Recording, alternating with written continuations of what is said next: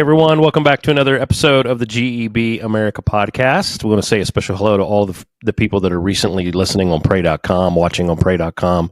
We are so glad to have you with us today. We have a very special guest all the way from the West Coast in California. I would say, is it okay to say legend, but not antique? Right? I don't know what that means anymore. I got a legendary award once, like a lifetime achievement, and I think that means your career's over.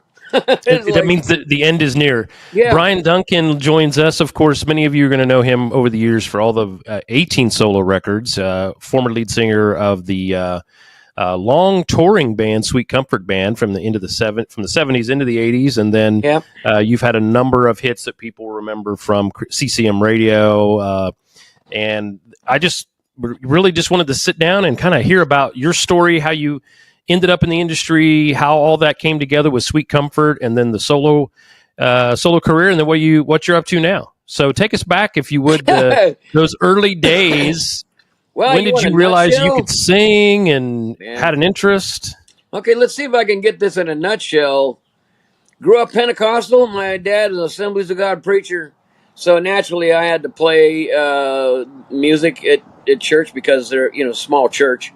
So I was the volunteer help, and I won a talent contest where I was the only one in the male vocalist category, and that started me thinking, well, maybe I should sing for It was the first time I'd ever sung for anybody, and it went pretty well, I guess. And I went to college and at a Bible college, and they told me I wasn't missionary material. And so I went home, and then I came out to California. I was writing songs and playing my own stuff because I couldn't play anybody else's. And I ran straight into the Jesus movement out in California. Mm-hmm.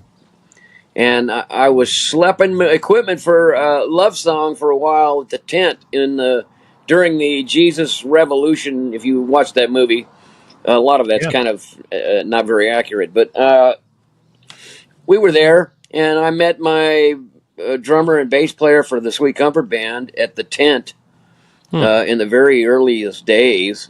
Children of the Day and Love Song was around, and we started our own band. It was called Sweet Comfort, and every time we'd call somebody, they thought we were a mattress company, and they thought we were saying sleep comfort. And so we changed it to the Sweet Comfort Band, just to make things clear. That went on. We were a three-piece for a year and a half, and then we ran into a guitar player that was smoking. I mean, he was really good. Not literally smoking, but and that was, of course, Randy Thomas. Randy Thomas, and our first record was after he joined the band. So obviously we weren't a whole band till we had a guitar player. And we started Maranatha 5, and we did one record for Maranatha Music, and then things kind of took off from there. Yeah. Pretty soon we were road dogs for about 10 years. And then I quit, because I was making $200 a week. It's like people think, music business, nationally known band. We were starving. So I quit and went to work for about 6 months, and then somebody offered me a contract to do a solo thing. So I just wanted you to know that I didn't go solo because I thought I was, the hot stuff. Because a lot of times, singers go off on their own. They decide, I want to be me. I want to be me. So, But no, I was still writing songs, and then I did that contract, and wow, 20 years later, I've got 17 albums out or something. Mm-hmm. And that's how the story goes. If you want the details about songs and stuff, you can go to Nutshell Sermons, because I started doing it when the Jesus Revolution came out, and they didn't mention anybody that was there in the beginning. Except Love Song, maybe, and there was like 30-something bands playing at that church, and that was. Oh, they just rotated? Were they like rotating through his church, Chuck Smith's church? Well, Chuck Smith was where Maranatha Music came from, and then Greg Laurie started an offshoot of Calvary Chapel, and it was in Riverside. But they only mentioned Love Song, and they didn't even portray them as a unbelievably good band. They made it sound like they were a bunch of hippie singers. They were as good as anybody that you'd heard, the Eagles or the Beach Boys. I mean, their vocals were stunning. But then Chuck Girard from Love Song did a lot of studio work with Brian Wilson in the early days. Right. So, I mean, they didn't say anything about that stuff. And they didn't mention the Sweet Comfort Band that we were there from the beginning of the Calvary Chapel Riverside. And we probably played every high school and college and prison within 100 miles of that church. And then there was probably 30 other Christian bands at the time. It was kind of a big deal. And no offense, but the preaching is a great thing, but it was the music that was bringing people in. Yeah. Yeah. What were some of the other bands back then that people from that era might recognize that were there besides Love Song and Sweet Comfort? Well, we were kind of second generation. There was Love Song, Children of the Day, Winging a Prayer was a spin-off of that group, Country Faith. Then there was Gentle Faith that came along later, about the same time Sweet Comfort Band came out. And then there was a group called Daniel Amos. And there was Blessed Hope, Parable, The Way. That's just the tip of the iceberg.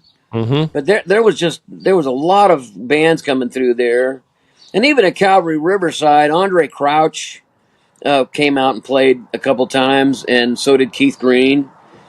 Keith Green used to open for the Sweet Comfort Band. Down at the beach. I remember playing with him at some kind of gazebo in Newport Beach. Wow. So I mean, we watched a lot of people come and go. Yeah. What would you say that when you guys first started, obviously the Jesus people, you said you kind of splashed right into that. What were the influences that you and the Thompson brothers and Randy, what were those that kind of lent themselves to what you guys did with Sweet Comfort? No, we just made up our own stuff. In fact, Maranatha didn't even like Sweet Comfort Band. It was like everybody was doing kind of a country vocalized, it was Chuck Smith liked Love Song style, that 4-part harmony and so we came on, we were doing like twin leads, and I was doing a lot of screaming and the guitar was really screaming. And we were doing jazz, funk, soul, rock, which was really kind of, not the acceptable, not the anointed music. As much as they talk about how that was like cutting edge music, they would stop at horn sections and jazz and funk, soul music was, that was still kind of anathema to Maranatha. Which is why we only did one record with them, and we moved on to Light Records. Light Records had a lot of black gospel artists, and Andre was there for a while. And I was going to say Andre was, yeah. Although the guy that ran Light Records was Ralph Carmichael. He was supposed to be real cutting edge in his day because he was doing orchestrated stuff. He looked like Geppetto. on Pinocchio, these big mutton chops and horn-rimmed glasses. But at least he was open to new styles and we never looked back after that. We were taking a lot of cues from. There was a group out that was a Christian band, but they were on a secular label, and they were called Seawind, and they had a full horn section. Man, they were good. They were so good, and we wanted to be them, kind of, In fact, we got Bob Wilson to produce our next, the Breaking the Ice project, because we wanted their horn section, too. Their horn players eventually went on to play with Quincy Jones projects and just about everything on the secular side. What were so when you went solo? Well, you went solo, 84-ish. Is that right? Yeah, The last Sweet Comfort Band thing was the summer of 1984, and it seemed like I just jumped right into a solo career, but there was a good 6 or 7 months before where I was pouring concrete, Yeah. working with mostly digging the ditches for the footings, which is kind of like a sermon in itself. God's going, I want to teach you about foundations, So go dig some ditches here. Yeah. So I didn't really see the solo thing coming, but I played a concert. One guy down the street from us had a church youth group, and he says, we could pay you $300 to come down and just sing for the youth group. $300. That's more than I'm making a week with the band. So I went down there, and I thought, well, if I could do this, a couple of dates a month or something, I could probably make my house payment, and which was $245. That was big money back then for a house. But I was barely making that. So yeah. So I called my friend Randy Stonehill. Had a manager named Ray Ware, and Stonehill and Larry Norman were friends, and there's a whole crew out of Hollywood that hung around there. And I just called Ray up and said, you think you could get me a couple of gigs just singing some songs, because I'm thinking, wow, if I could make $600 in a month, that'd be. And he said, are you kidding me? He says, I could get you a record contract in 2 weeks. And, oh, wow. And I'll be doggone if he didn't do that, And the next thing you know, I'm doing another a record by myself. Scared the crap out of me, but I remember calling it. I was thinking I was ready for the insane asylum. I got out of the band. I just wanted out of a band. I was tired of referring to myself as we. It's like, well, we're doing this, and we didn't like. I'm going. When did I stop being a person? So. So the first solo record was called "Have Yourself Committed." I thought it was pretty funny, right? But I think we sold more T-shirts than we sold records, because the "Have Yourself Committed" T-shirt became every youth group's campaign for the summer. Well, and what's funny is I when I went back and looked at your discography, I didn't remember that record. The record I first remember you from was from Holy Rollin'. That was a second project, right? I think it was because you had some interesting covers. What's funny is hairstyles and all that, and that's kind of when I was younger, I remember going, oh, and of course, that's kind of what sticks in your head. Well, you know what, the Holy Rollin', I had some weird outfits back then too. We were wearing bolo ties back then, and looking like shiny smoking jackets. I'm glad we didn't put that on the cover. Because whatever you think is hip this week is going to make your kids laugh at you when you're older. They're going, "Ha! You thought you were cool?" Right. So I'm glad that was a shadow thing, and I remember spending probably 9 hours, at that photo shoot, because apparently I'm not that photogenic. It took them a long time to get a picture that would work. But that picture on the album cover was the last picture that we took. Oh, wow. Because, by then I got tired of posing. And so I just started wigging out with the microphone stand. And that's right. And they liked that better than all of the stuff of me going. Yeah, I remember the microphone. And now, from a radio success and for those that are maybe younger, you Gen Z and millennials, this era of what was called CCM radio, contemporary Christian music radio, that kind of predated all this big worship push. Yeah. Radio stations back then, that's what they did, was played CCM artists. And was Strong Medicine your first that really had a lot of radio play singles from it?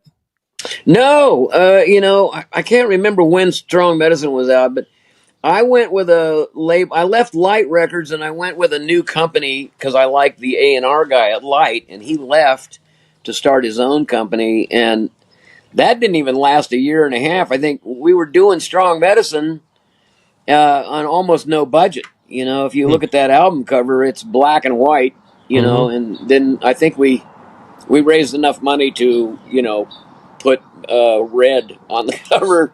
But that was it. It was like there was no money in that thing. And then they went out of business before the record was out. So it did have a number one song or number two song, two of them. Stand in My Place and Strong Medicine, took off by themselves. And we didn't even have marketing money to beg people to play our stuff like they do now. Yeah, and then you're on Myrrh at that point, and you had the Anonymous Confessions of a Lunatic Friend album that came out in, I remember that one, it was about, 1990? Yeah, that was several albums down the road. By then, I'd done Whistling in the Dark, which I was starting to realize that, I was doing a little too much cut and paste with the gospel. You can kind of encapsulate, the gospel message and then run around and, just throw that around and, and be acceptable. But at the end of the day, I wanted real faith, and I wanted Jesus to be in my life on a daily basis and, through the routine. And it wasn't, after you've known Jesus for a while, you get a little past, the what I call Christianity 101, and that's when Whistling in the Dark came out. I spent my time between the answers. He, started to discover that there was a lot of stuff he wasn't explaining to me, and nor did he ever do. I'm going, he still hasn't said anything about that, and he just lets me walk by faith. And that's right. Sometimes I don't even think that's fun. He's definitely not interested in my comfort level. So Whistling in the Dark came out, and Strong Medicine was starting to think like that. What's the problems? Right. What am I supposed to do with this? Because as a man, we want to fix everything, and we want to know the answer. Sometimes before we have the questions. So by the time I got to the Anonymous Confessions of a Lunatic Friend, it was just the idea of in church, you couldn't tell anybody you had a problem. It's like, well, I have a friend and he has a problem, and I just thought that was hysterical that even in church we pretended to be fine all the time. And I grew up in a church like that, where the focus was on the guy under the bridge. We can reach out to the lost that way.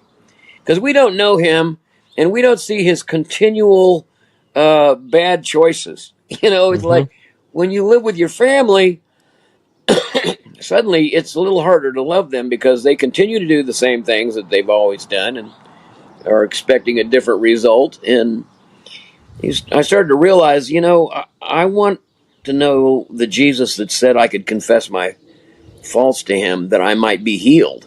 And for that to happen, man, you got to start asking questions, or looking at yourself. And I mean, not myopically, but you got to start looking, why do I not do the right things? And why am I hanging on this? It's like we're always looking for something that makes us feel better. And not all of it is God's plan for your life. Yeah. So as those albums, as you kind of progressed and the height of the CCM era, kind of there in the 90s, you had the other release that came shortly after that really seemed to have a lot more radio airplay from the stand, which was Mercy. Oh yeah. And so talk a little bit about those songs that you wrote. I'm curious about your thought process on kind of where did the inspiration for a lot of those songs that went on to become the very well-known Bryan Duncan singles that we heard all over radio. Now, Mercy had 5 number one singles on it, and I don't remember which ones they are now, except for Love Takes Time. I was really still in a point of where I was kind of recovering from my own confessions. In my own personal life, I'm going, wow, you start to really understand why Jesus had to die for you, because you're just never going to get it right doing it yourself. And and I felt like I'd been lied to a little bit, in especially in church circles, that it was going to be that, God wanted you to have off the map happiness, and that's not his primary concern. Your happiness and he said you'd give you joy, but happiness and your comfort level, that's really not part of his plan all that much, from what I've been experiencing. And so that's why Love Takes Time was like, have you ever been lied to, thought to be someone you can't be? Where's the love you need? And I'm going, this doesn't seem to resonate with the Jesus that I've come to know. So, and all the songs on that record were, I'm starting over for the rest of my life. It was done with Michael O'Marty, and toward the man I long to be. I just realized that I was unfinished, and I wanted to call the record "Have Mercy," like "Have Mercy," but mercy was just a little more reverent and solemn. That I'm going. It's dumbfounding when you realize that you are not going to live up to a creed that's going to save your soul. Yeah, and I think you talk about the 5 hits. I know one of the hits was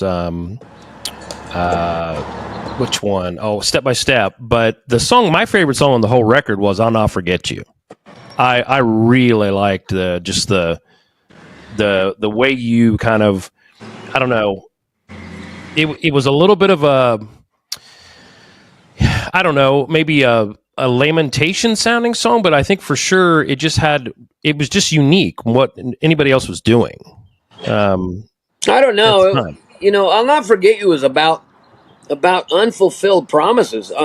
We tend to. I grew up in a evangelical, Pentecostal fervor, and we were always talking about instantaneous transformations, and nobody was waiting for the promise. You know what I mean? I still go back to the very first scripture about Moses. God tells him he's going to deliver the people with him, and so he thinks that's going to happen tomorrow.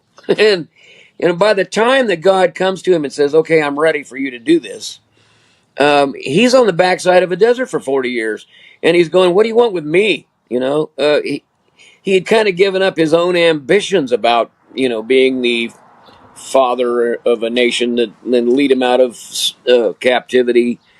And that seems to be more the case with Sarah, and in the story there, they tried to make things happen on their own, and it just made a bigger mess. And I still see that all the time. Every time I try to I'm going to make this happen for Jesus, and and it just turns into a quagmire.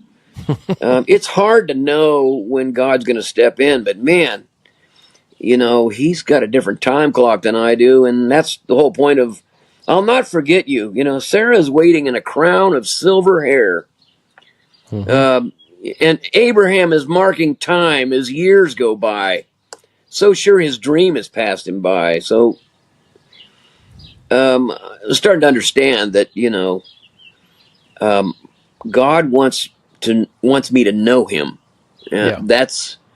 That's more important than me trying to accomplish something for him.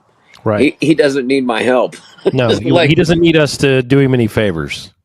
No, and it's just astonishing because I want to fix stuff. I want to get out there and slap people around in the name of Christ, and it's just never worked. As soon as you try to push something, there's just a lot of downtime that I never quite figured out what to do with. If you're a man, you just want to be doing something all the time. Right. I don't mind having a vision, but for the love of God, let me paint something. Well, anytime I've ever talked to you, you always seem like you're up to something. You're on the go. You got something going. Well, I'm attention deficit. I have a hard time staying focused unless I'm focused on something. Yeah.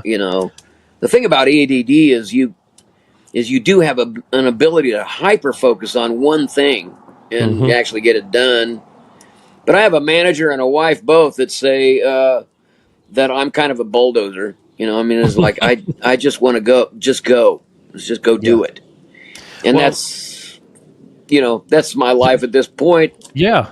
So tell us about like, okay, today, I know you do where you'll go into churches can bring you in. Like, tell us a little bit about what you're up to kind of now. Like we talked a few weeks ago about, you've released all these solo projects and you made the comment, I don't know that the world needs another solo project from me. Yeah. So it's kind of like, so what is your, what gives you passion now and keeps you busy? When the COVID pandemic hit, suddenly you couldn't do concerts for about 3 years. You couldn't assemble a group of people and play for them.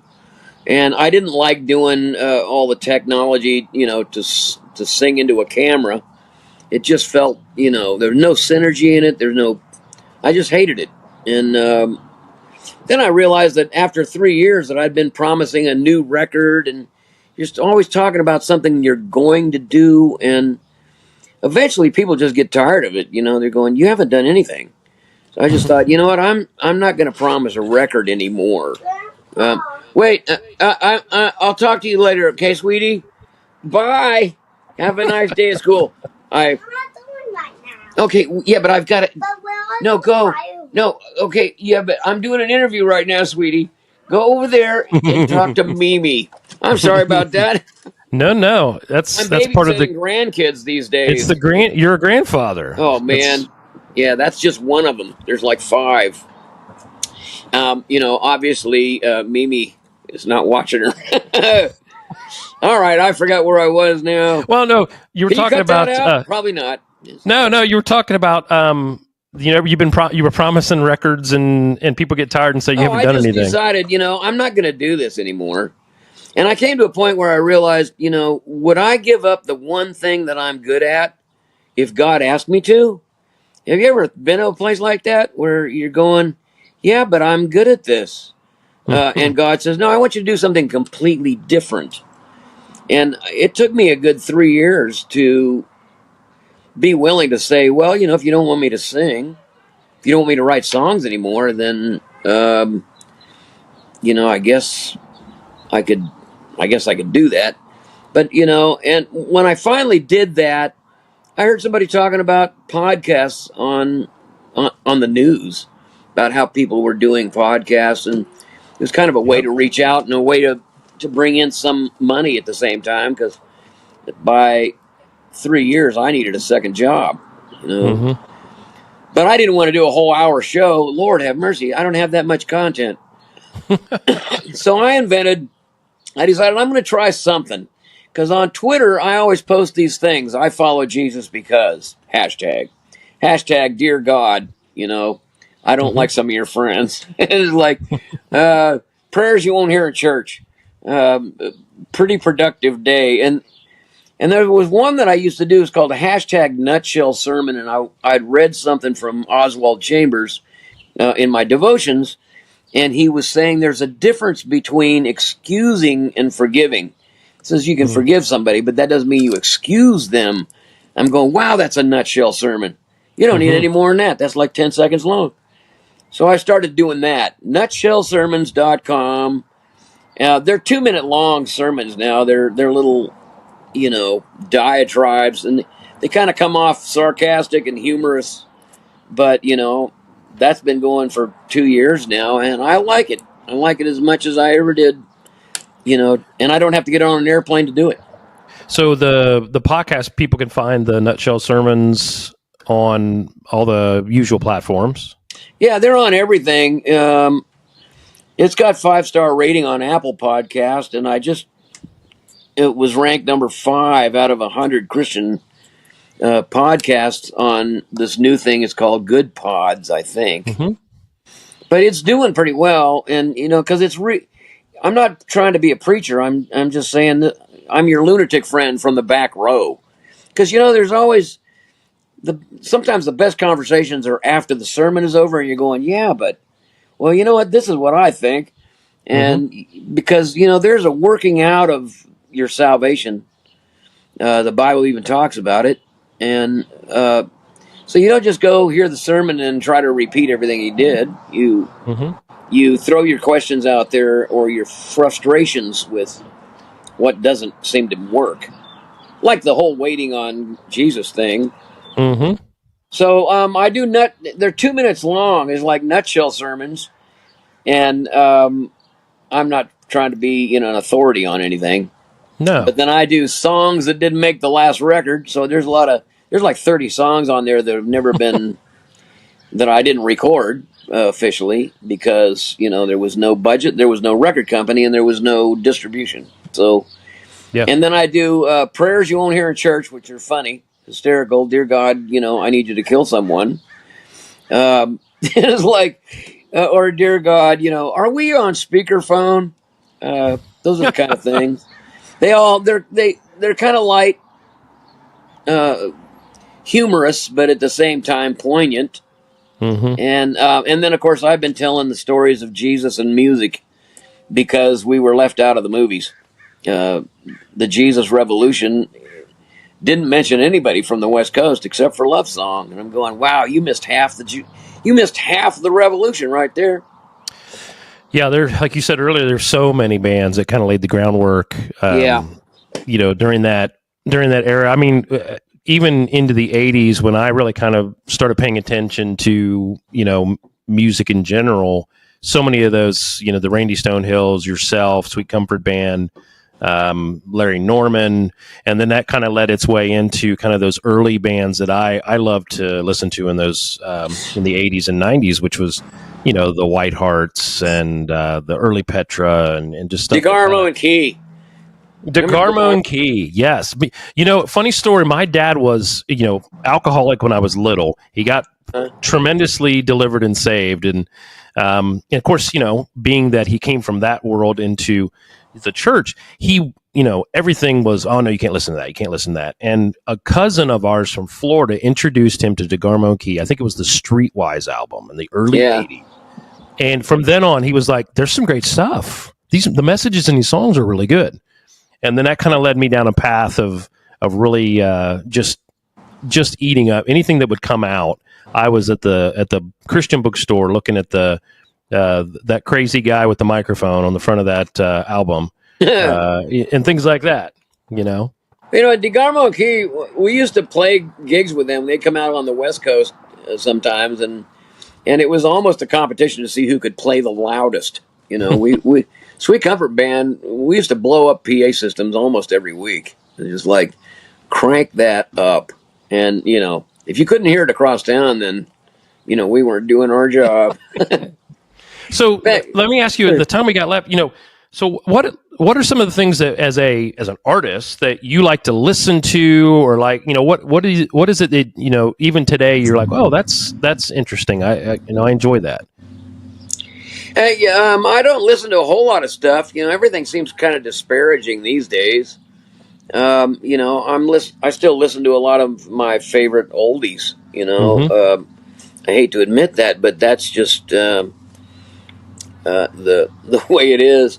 I don't, as far as music goes. But I read Oswald Chambers and Charles Swindoll for devotionals most of the time, and I look for insights from people. I've got a lot of friends on Twitter. I have 2 accounts there, and I'm always I find the best things, and God speaks to me in ways that you wouldn't think. Just in personal conversations with somebody, where somebody will say something, and I'm going, if that wasn't God speaking to me, I don't know what was. Mm-hmm. That happens to me all the time. It was like my wife saying to me one time that I never forgot, and it was like she said, well, if you're going to live by faith, you're going to have to do without some understanding. And I'm going, wait, what? That was like God tapping me on the shoulder, speaking through somebody else. Mm-hmm. And that still happens to me all the time. I just, sometimes I remember people by my favorite thing they ever said. Like my manager saying, I don't mind you telling me you're sick, but you don't have to throw up on my coffee table to prove it. I had a friend years ago, after kind of one of those situations where my wife said something and I'm like, that was God. I told him it, and he said, You probably didn't think that the Holy Spirit had blonde hair, did you? I was like, you're right. He was totally speaking through her, you know? So that happens to somebody else too. I thought it was just me. I thought God couldn't get my attention, so he speaks to somebody who was next to me to say something. It was like, sometimes. It might be the case, though, most of the time. Well, go ahead. Oh, no, I was going to say there was another one that I remember from Anthony Campolo. I don't know if you remember him. Mm-hmm. I did some concerts with him once, and one of my favorite lines that he ever said was, he says, God can still draw a straight line with a crooked stick. Yep. That's good. That's Moving awesome. on. So, there you go.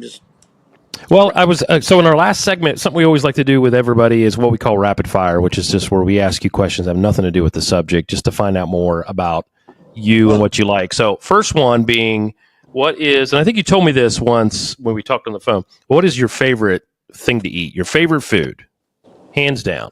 Oh, man. You'd eat it every day. Well, chocolate, it was like after dinner, after lunch, after breakfast, I have to have something chocolate. It's probably my favorite thing. Yeah. But, real food, I like country fried chicken, or country fried steak. That's my favorite.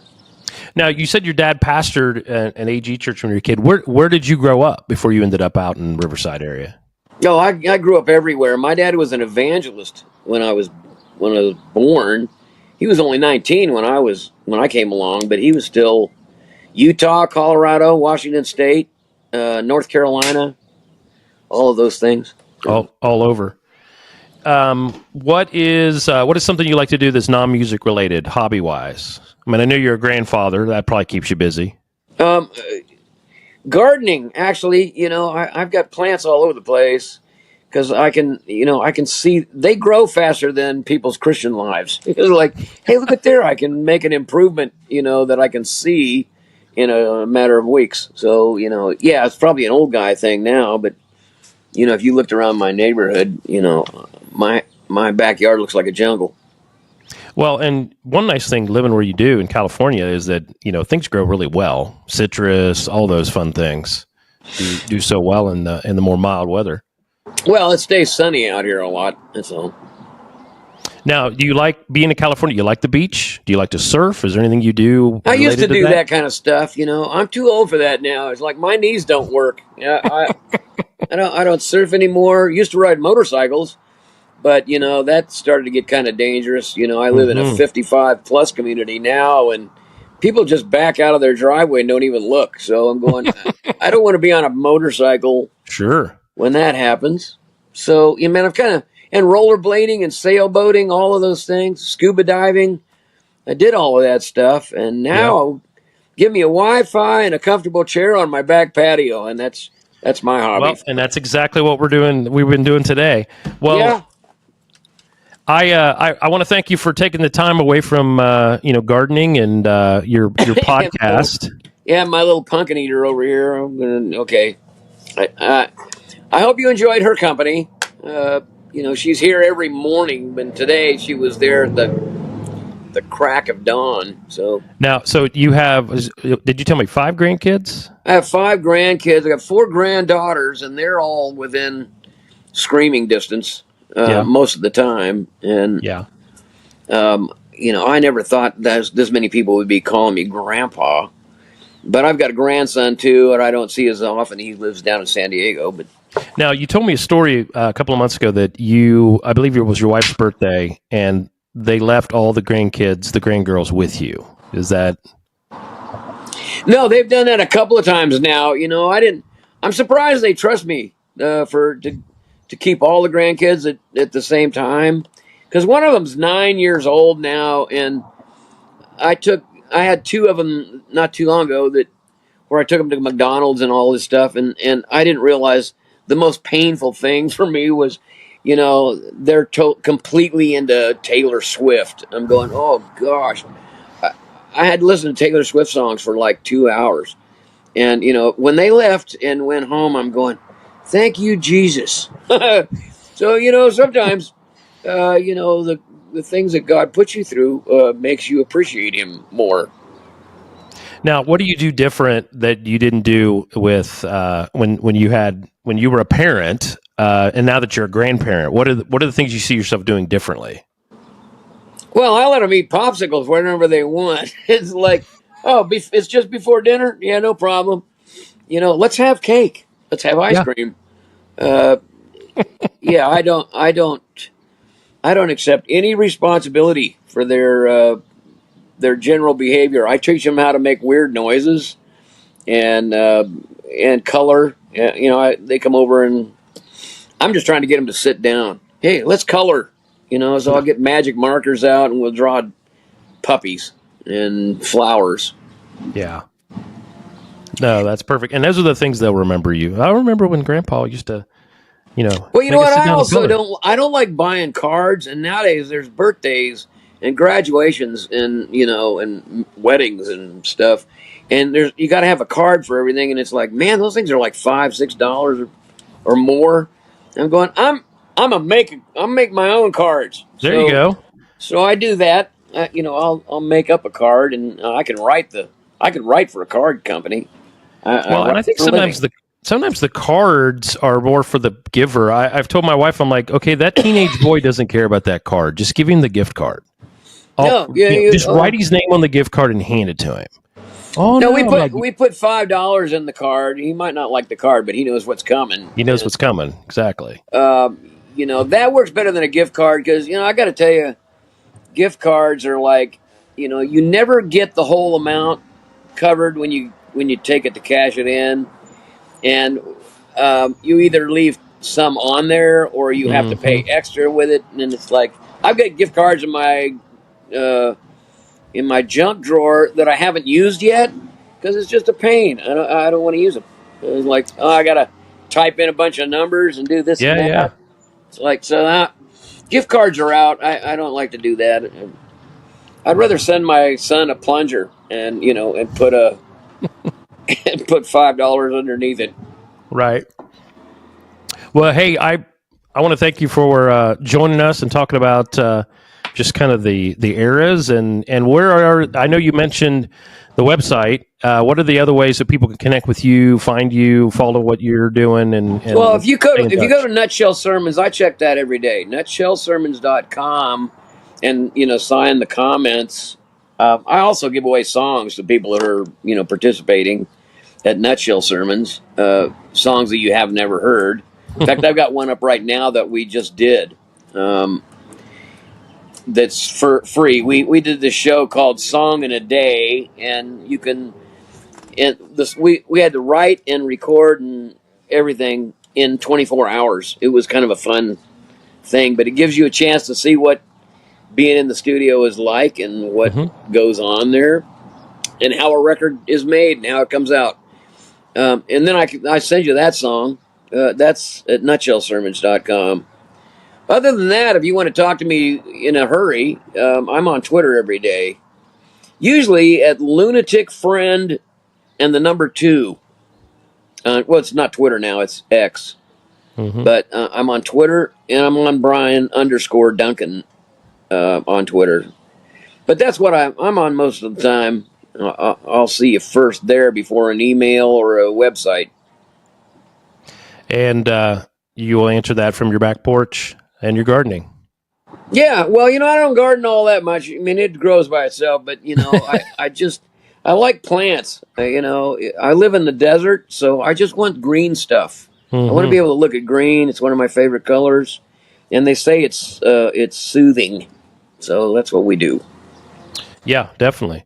Well, I appreciate you joining us today on the podcast. For those of you that have been listening and watching, be sure to follow, share, and like. And of course, if you're on YouTube, hit that bell so that you can get updates. We release a new podcast every Tuesday.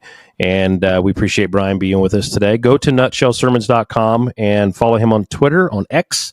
And until next time, I'm David Grove saying thanks for joining us, and we'll see you guys on another episode.